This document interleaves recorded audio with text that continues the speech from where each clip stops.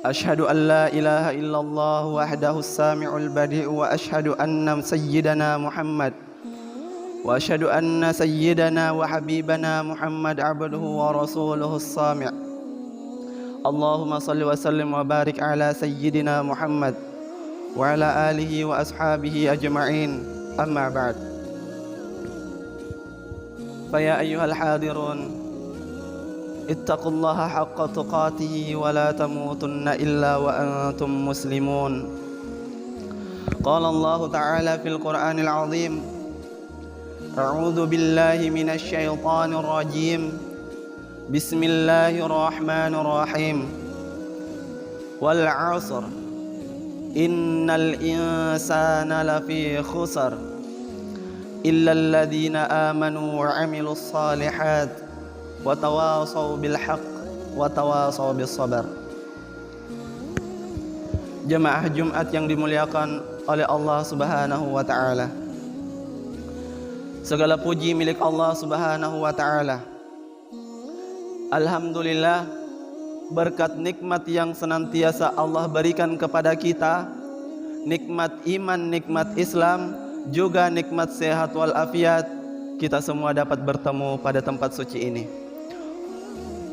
untuk beribadah kepadanya sebagai tanda syukur atas segala nikmat yang telah kita terima dari Allah Subhanahu wa taala. Salawat dan salam semoga tetap mengalir kepada Nabi Muhammad sallallahu alaihi wasallam, juga kepada seluruh keluarganya, sahabatnya, tabi'in, dan juga kepada kita semua selaku umatnya. Amin, amin ya rabbal alamin. Telah kita ketahui bersama, Allah Subhanahu wa taala memerintahkan kita untuk meningkatkan kepatuhan kita dalam menjalankan segala hal yang telah Allah Subhanahu wa taala wajibkan, dan pula senantiasa terus berupaya menghindari sesuatu yang Ia larang. Sudah seharusnya kita bertakwa kepada Allah Subhanahu wa taala. Dalam rangka meningkatkan ketakwaan itu, kita perlu sedikit menyiapkan diri dengan sebaik-baiknya. Terlebih kita saat ini berada di awal tahun 2025 sekarang. Tahun yang baru harus lebih baik dari tahun yang lalu. Jamaah Jumat yang dimuliakan oleh Allah Subhanahu wa taala. Waktu terus berjalan, tak terasa kita sudah tiba di tahun 2025. Usia juga semakin bertambah, sedangkan jatah hidup terus pula berkurang. Kita semakin menua, namun hal tersebut masih belum bisa beriringan dengan amal baik yang stuck di situ saja dan malah cenderung menurun. Hal ini harus dijadikan perhatian penting terhadap muhasabah kepada diri kita semua. Bagian dari refleksi setiap waktu. Karenanya bagian tersebut wajib kita selalu perhatikan. Dalam kaitannya dengan itu, seorang Abu Nawas sampai bersyair berikut: usiaku terus berkurang saban hari, sementara dosaku terus bertambah ya Allah. Bagaimana aku menanggungnya? Sebagai muslim, kita harus terus berupaya memperbaiki amalan kita setiap harinya. Tentu saja kita tidak ingin menjadi orang yang termasuk rugi, melainkan kita mengupayakan diri kita ini untuk menjadi seorang yang beruntung. Orang merugi disebutkan adalah orang yang amal baiknya tetap, tidak bertambah, tidak berkurang, tidak ada perubahan ke arah yang lebih baik. Sementara orang yang beruntung adalah yang mampu meningkatkan amalan-amalan baiknya setiap waktu. jamaah Jumat yang senantiasa dimuliakan oleh Allah Subhanahu wa taala. Allah Subhanahu wa taala memberikan petunjuk kepada kita supaya agar kita tidak menjadi orang merugi dan menjadi orang-orang yang beruntung. Bagaimanakah caranya? Maka Allah menjelaskan atau tuangkan dalam satu surah. Surah Al-Asr ayat 1 dan 3.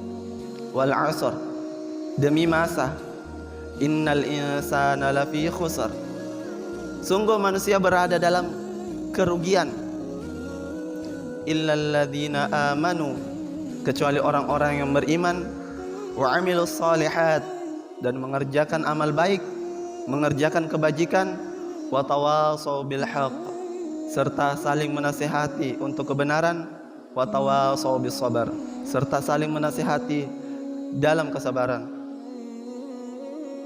Manusia yang tidak merugi adalah orang-orang yang senantiasa melaksanakan amal-amal soleh, yang senantiasa menjalankan amal-amal yang telah diperintahkan oleh Allah Subhanahu wa taala.